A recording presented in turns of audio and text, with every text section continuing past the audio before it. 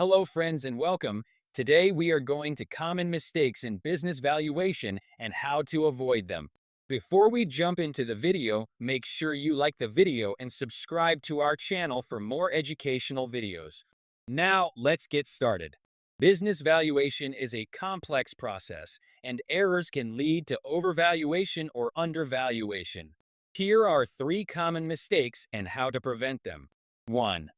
Ignoring industry and market trends, failing to consider external factors like economic conditions and industry trends can lead to unrealistic valuations. Always analyze the market landscape to ensure accurate estimates. 2.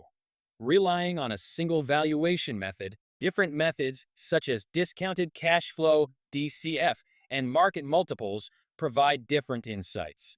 Using multiple valuation approaches ensures a well-rounded assessment. 3. Overlooking debt and hidden liabilities. Ignoring a company's debt levels and financial obligations can inflate its valuation. Always account for liabilities to get a true picture of the business worth.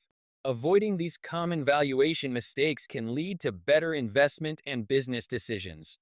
Be thorough, use multiple valuation methods, and consider all financial factors.